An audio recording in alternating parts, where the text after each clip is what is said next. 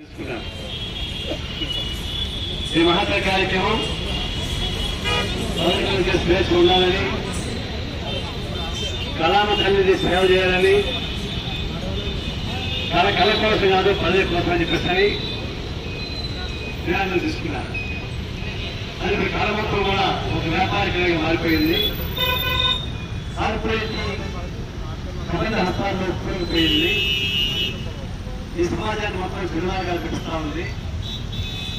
ఈ కళాకారాన్ని సిద్ధపడడానికి కోరి ప్రధాన కారణం అయితే రెండవది బిగ్ బాస్.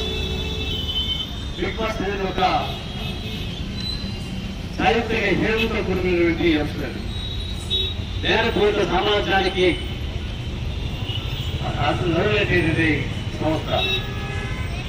అది దేశానికి చెడపరుడు, యువతకు చెడపరుడు, ఈ సమాజాన్ని మోసం చేస్తా ఉంది. ఆ బిగ్ బాస్ ని ఆపించాల్సిన కర్తవ్యం కళాకారులకు అందరికీ ఉంది.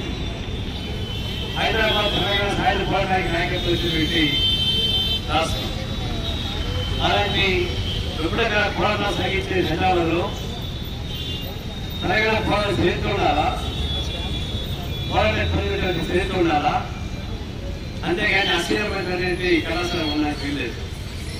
అందుకే నేను విజ్ఞప్తి చేసేది కళాకారులతో కూడా కలవండి, విశాల ప్రాతినిధ్యం అందరూ కలుగుతాం.